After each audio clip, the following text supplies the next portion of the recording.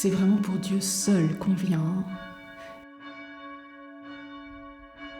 C'est toujours le point sur lequel on doit être le plus attentif. Est-ce qu'il y a un appel du Seigneur ?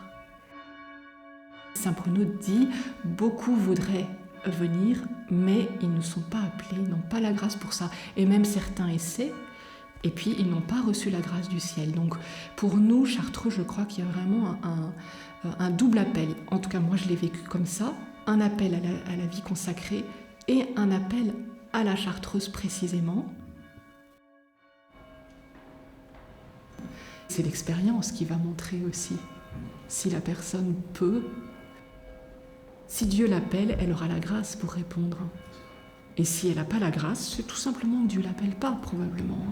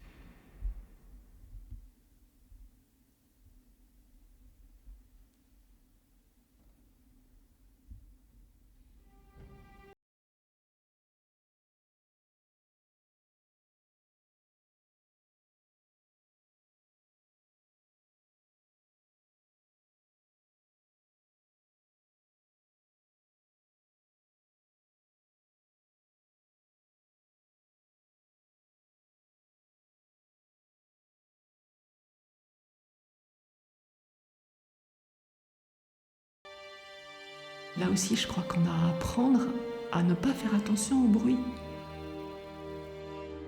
Il y a un bruit comme ça de surface qui nous gêne, apprendre à ne plus l'écouter pour descendre dedans.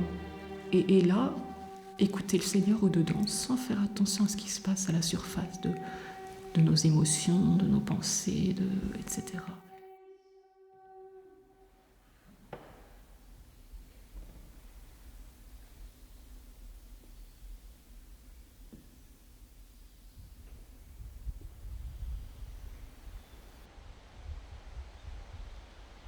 J'aimais beaucoup quand on disait que dans le baptême, notre âme a été créée dans le silence.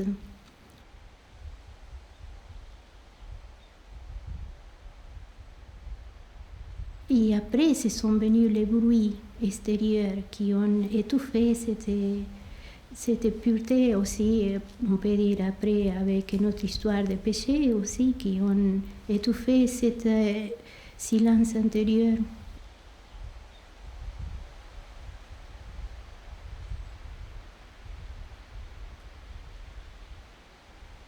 Dieu se manifeste. Il peut prendre tous les moyens, mais c'est sûr que le silence et la solitude sont des moyens excellents pour cette rencontre avec le Seigneur. Vraiment, si on veut l'entendre, on veut faire l'expérience de Dieu, il faut sortir du bruit, parce que c'est une relation personnelle avec le Seigneur. C'est moi-même que je dois faire l'expérience de Dieu.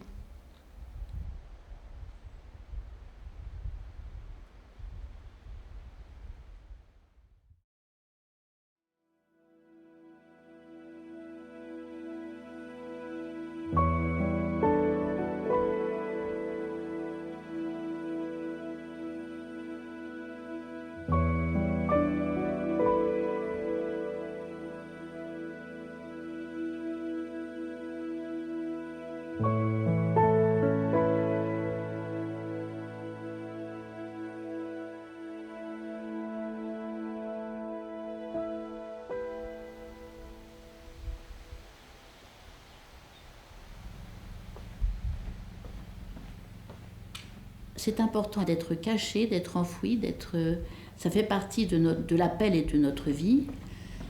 Et puis, en plus, c'est difficile de parler. C'est difficile d'expliquer, c'est même impossible d'expliquer.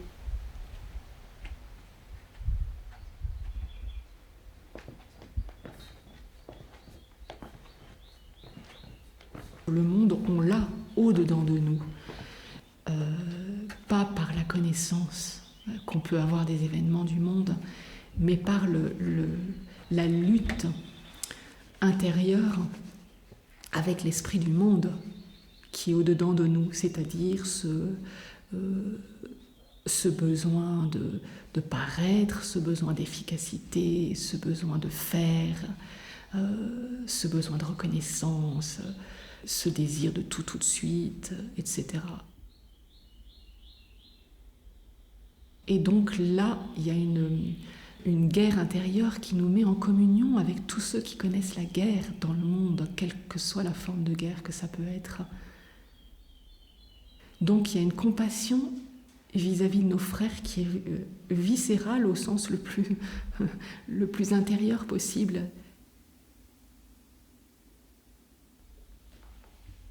Mais c'est en vivant ce combat intérieur avec le Seigneur et pour lui que je compatis à ce que peuvent vivre mes frères.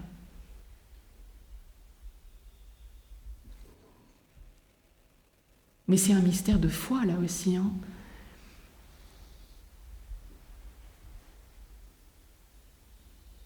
On doit vraiment veiller sur cette clôture pour que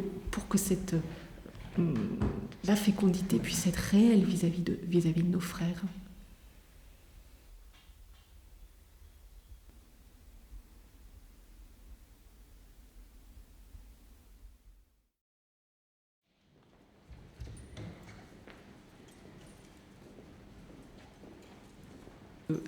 La vie du désert et la vie commune nous décapent. On n'y a plus rien pour nous cacher. Comme dit une de mes sœurs, j'aime beaucoup cette expression parce que je trouve qu'elle est très juste, elle dit « on est jeté devant Dieu ». C'est-à-dire qu'on ne peut pas échapper à soi-même et on ne peut pas échapper à Dieu. Donc il y a un abîme entre nous et il faut l'accepter.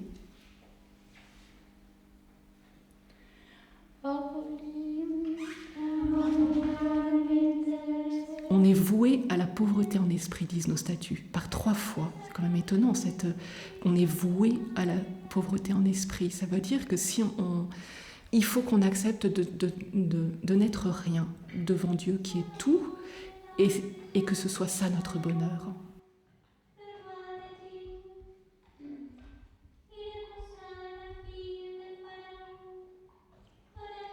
La chose essentielle pour notre vie, c'est de garder les yeux sur le but qui est l'union à Dieu seul. Et si on a les yeux fixés sur le but, on pourra marcher. Le chemin sera rude, le chemin du désert, il est rude et il est long, mais on sait que c'est pour vivre cette union à Dieu.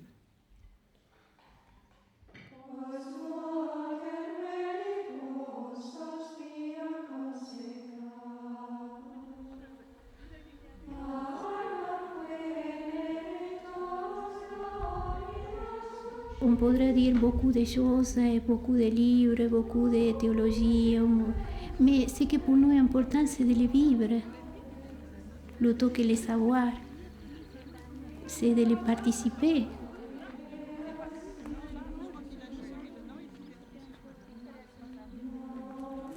J'aime beaucoup la petite Thérèse parce qu'elle a retrouvé ce chemin tout simple de l'Évangile, et c'est devenir dépendant de Dieu qui est notre Père, de vivre en dépendance de Dieu. Est-ce que nous l'écoutons, ce qu'il nous dit? C'est Dieu qui s'est fait homme, chair, pour nous parler. Il n'y a rien d'autre plus grand que ça. Il n'y a rien d'autre à faire que d'écouter Dieu.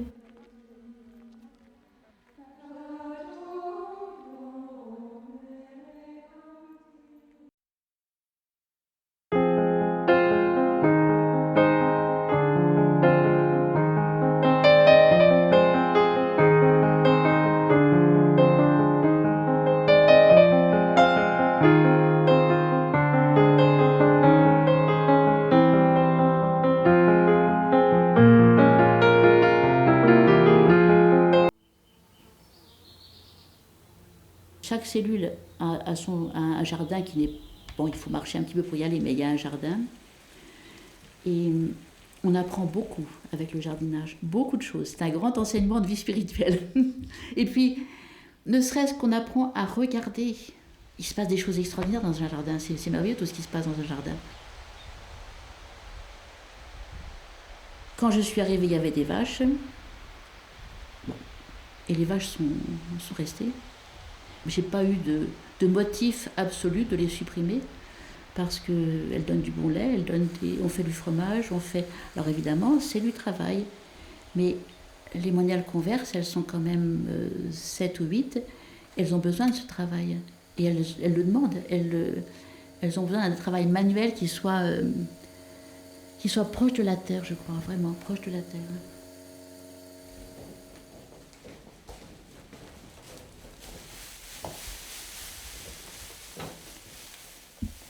Je voulais être vraiment chrétienne, vivre ma vie chrétienne. Mais je ne savais pas du tout où. Je pensais que c'était même... Enfin, mariée. Moi, je me serais bien mariée, avoir des enfants. Normal, quoi.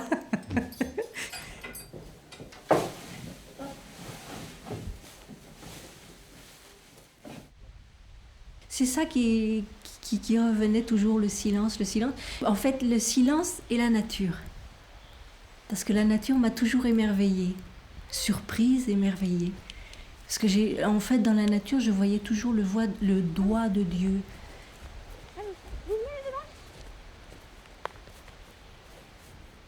J'ai déjà commencé par faire une retraite.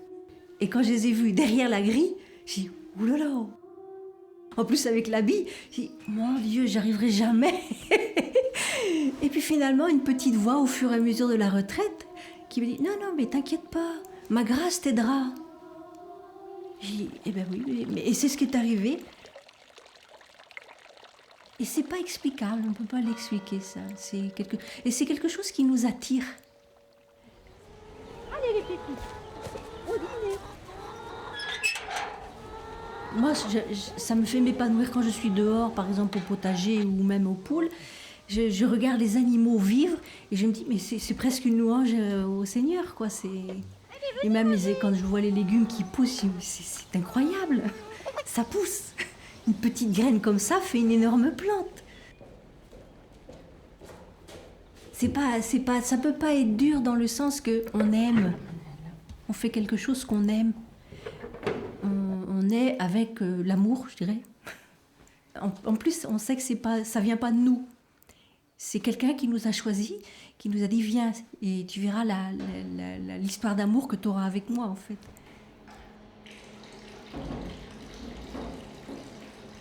Il n'y a que lui à servir. Et à travers les sœurs, c'est lui qu'on sert, en fait. C'est Dieu qui doit être le départ, le milieu et la fin de l'action, même de nos journées, quoi.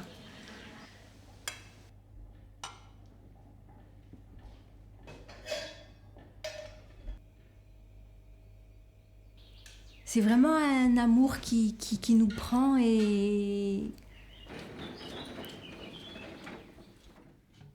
tout doucement. Douceur, patience, mais qui est toujours là.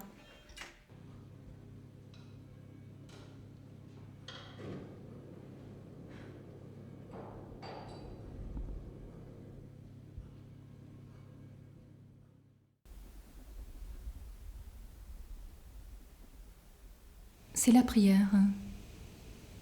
Et de découvrir que la prière est très simple parce qu'elle est une relation d'amour.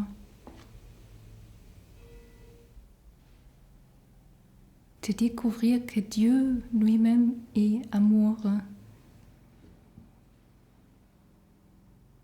Jusqu'à ce qu'on se trouve tout d'un coup devant lui-même. Et on y rentre pour ne plus jamais sortir.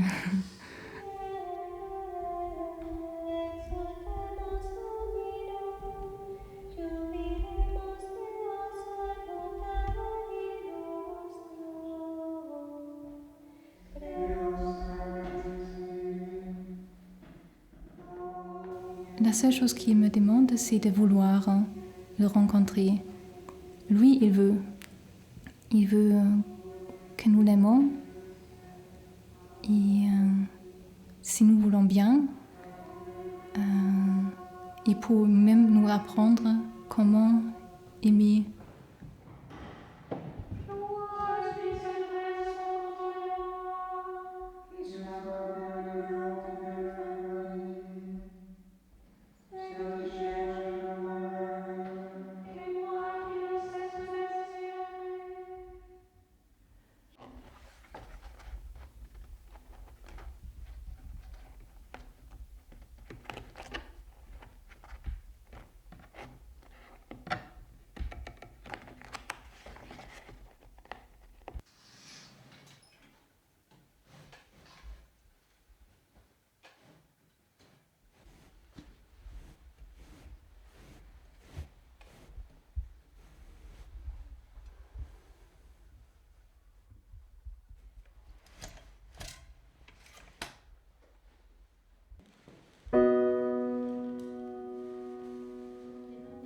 Nous ne sommes pas des électrons libres qui vivons les uns à côté des autres.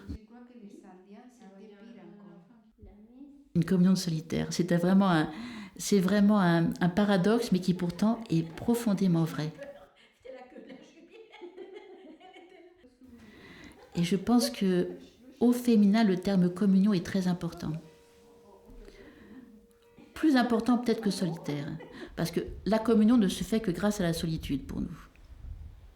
Si on était tout le temps ensemble, ce ne serait pas pareil. La communion, c'est quelque chose de très étrange. Je sens qu'on est unis par quelque chose d'autre, par quelque chose de profond qui nous unit. Ce n'est pas des choses qu'on a faites ensemble, c'est une vie ensemble. Il y a une vie ensemble. Alors, on est des solitaires, c'est vrai qu'on aime la solitude, mais il faut aussi être très apte à la vie communautaire. Parce que je crois vraiment que c'est impossible de vivre en Chartreuse si on garde des rancœurs avec les sœurs toute sa vie. On empoisonne toute sa propre vie et peut-être aussi, si ça prend trop d'importance, la vie communautaire.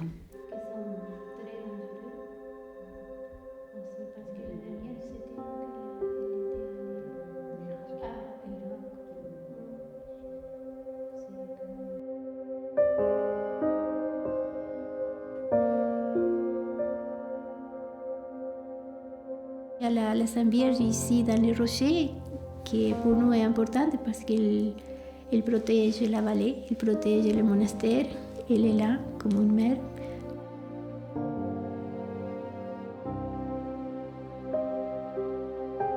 Pour nous, c'est très important de trouver la maternité de la Sainte Vierge.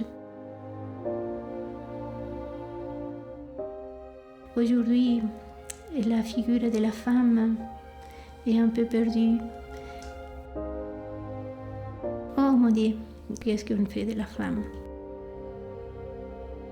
Et surtout de la maternité de la femme. Pour nous, pour une femme, la maternité est très, très importante. Que ce soit maternité naturelle, mais aussi maternité spirituelle. Nous sommes mères des âmes, nous qui nous avons renoncé au mariage et que nous nous sommes donnés à Jésus. Nous sommes mères des âmes.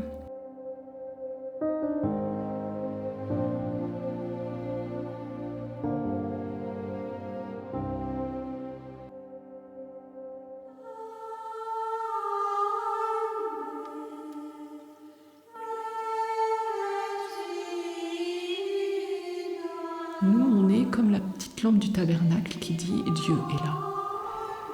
Et c'est tout.